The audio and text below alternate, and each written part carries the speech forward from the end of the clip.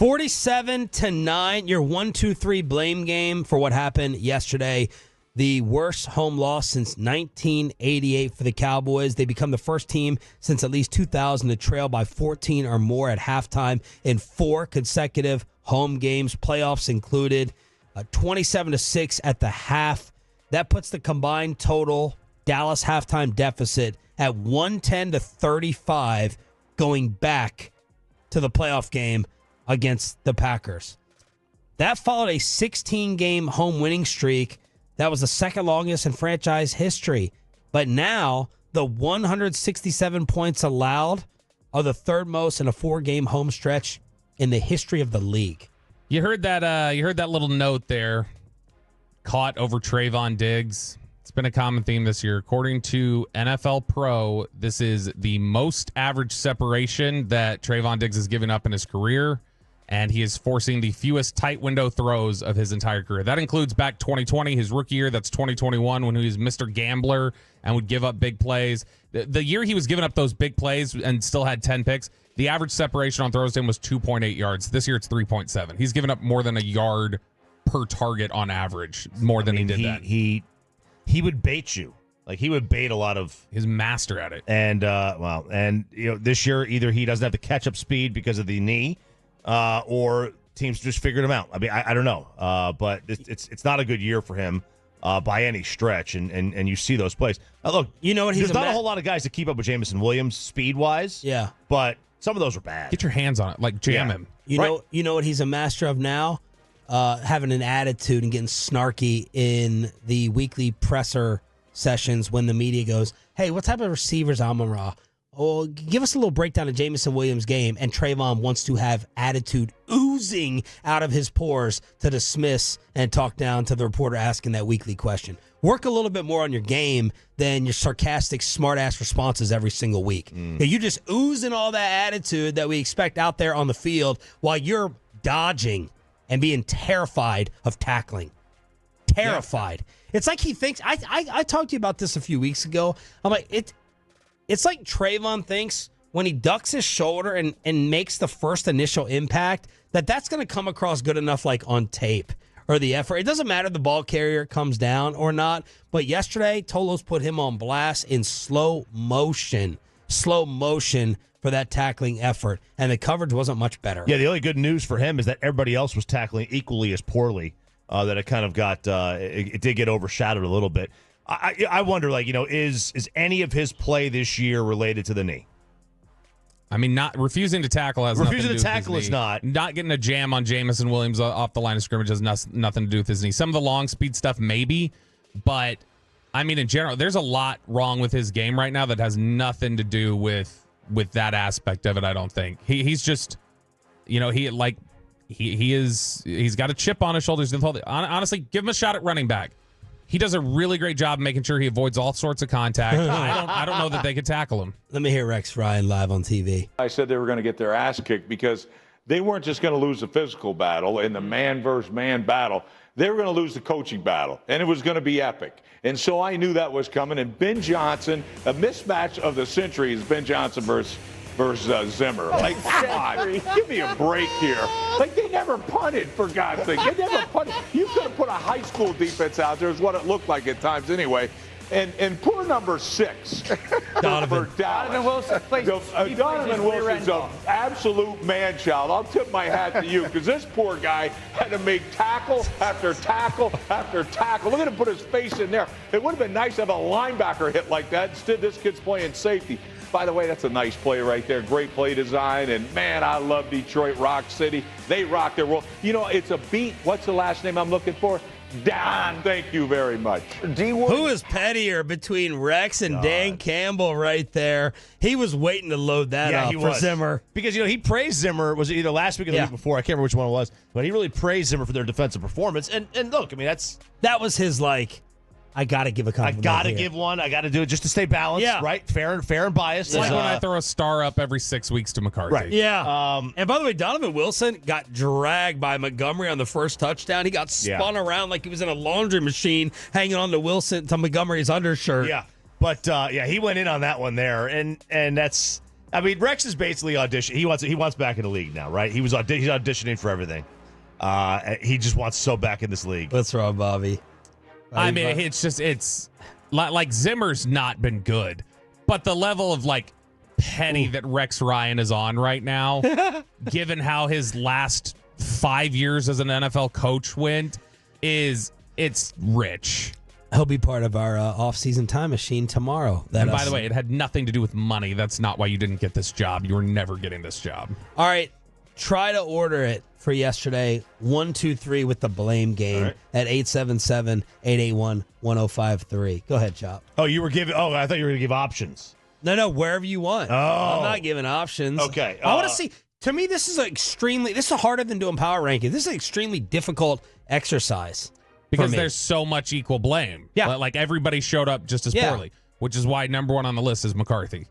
Because everyone showed up the same way, the same lack of preparation. Or even if you want to just say it's shared, it's co-MVPs or co-star downs with Mike Zimmer and Mike McCarthy. They can share it. That's fine. One of them overseeing overall team, Zimmer overseeing defense. No. That's fine. But no, it's coaching is the biggest star down because everybody came out with the same flat play. And then after that, it's probably Dak then Diggs. They're not. None of those are my one. Number one is guts. They're gutless, man. They are gutless. They are gutless. That is number one. At the end of the day, football is a lot. It's about a lot of things, but first and foremost, it is about desire and guts and want. You've got to be willing to get your head in there and do something like that. That's the number one thing. And who oversees it? What? And who oversees Well, yeah, it? but you know what? I am sick and tired of this town just giving the players a pass. And we how many times, how many head coaches and coordinators are you going to let these players roll through before you blame the players? Right. And they do this. We do this. And I'm not saying it's you, Bobby, because it's not you. Your level head. I know you get your Dak thing. I love Dak too, but I've soured on him. But we have changed 5 coordinators and 2 head coach, or whatever the number is. It's just like, when are we going to start? The number one blame, and it's not close for me, is the last name Jones. Which one? Pick. Do you think I'm an idiot? The blame is the last name Jones. This game, this matchup, the Detroit Lions, we knew were the problem with this football team for years. You cannot match up and avoid even getting your ass blown out by a tough, physical, dynamic team. Jerry knew it, or I thought he did. We all knew it. The fans knew it in the offseason. And Steven apparently didn't get that memo either. So I'm not going to blame Mike McCarthy, one, and I'm not going to blame the players, one. Jerry and Stephen Jones did nothing to prevent that annihilation that happened yesterday. They did nothing to prevent, and I know they're going to cry contract. They're going to start subtly probably blaming Dak and Diggs and Lamb and eventually Micah. That's what they're going to do. That's my guess. But they did nothing to stop what happened against the Saints, nothing to stop what happened against the Ravens, and nothing to stop or prevent what happened yesterday, and nothing to stop or prevent what's going to happen after the bye. Number one, Jones. Personnel, attitude, backbone, roster. Yep. It has been a problem for years. I'm the one talking about the hot noise, calling out all of these guys. This collection, this group, is going to go down as making a nice amount of money, but nothing in the way of getting close to anything significant. Zeke Elliott, Dak Prescott, that's the way it's looking for them with their legacy around here. And people are tweeting, CD, you might have gotten your bag. You made a mistake coming back here, man. You made a mistake because you're better than this. Now, some people don't believe that. The antics continuing. Not the antics, sorry. The communication between him and Dak. Number one for me is Jones, because we knew that this is going to happen every time they match up against this squad, and Jerry and Steven did nothing to change it. They could have Dan Campbell as the head coach of this team, and they still would not be what Detroit is, because I don't believe that it works with the organizational structure here. You could bring the toughest head coach in here in the world. You could bring in Dan Campbell, and they would not have the same mentality that Detroit has. Why? Why do you think that? Because there's too many other. This is a circus.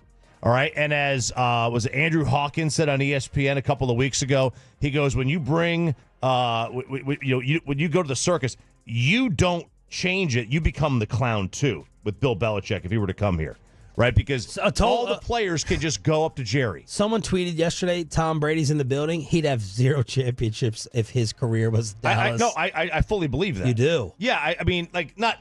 All right, I don't fully believe that, but it's just too easy to work around the head coach.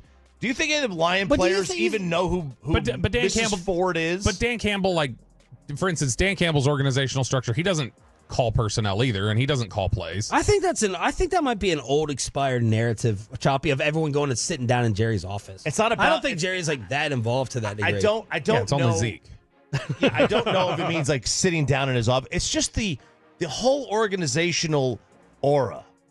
It just feels like a country club. And when you have and I don't think it's a big deal. I don't think it's a big deal when Jerry landed his helicopter on the side of the football field at practice. Yeah, I don't know what you're talking about. That's just a microcosm, the entire thing. And it's the weight room windows. Yeah, just a bunch of little things it's adding a lot up. of they don't. None of them really matter on their own. I just don't know that the organization is set up from the top to have that toughness about them. Was it Bernard Hopkins that said, it's really hard to wake up at 4 a.m. to go train when you're in silk sheets. Yeah. It's just really hard. Yeah. Who's 2 and 3 on your list? Who was 1 for you? Guts. Guts was one for me. Okay. I gotta blame the players. But you gotta isolate. I'll start at the quarterback. Okay. At the end of the day, I'll go Diggs then Dak for my list. Diggs then Dak. I knew the only reason why I would go Dak ahead of Diggs. Dak was bad, but he did get assaulted. Yeah, the only reason I would go Dak ahead of Diggs is just because it's like I figured Detroit was going to put up 35 yesterday. Like Dak needed to keep up, and he didn't. Jerry was asked after the game, how big is the gap? Is there a gap between you and the top of the NFC? Yeah, but I think the real question is can we close that gap in a matter of this season? The answer is yes. No, it isn't. I surely do. No, it isn't. Based on what? Based on what? That's a very Nick Sirianni thing. Don't worry, we got it. Don't worry. What are you magically are we getting Micah Herschel Walker 2.0? Based on what? That's Jerry Jones.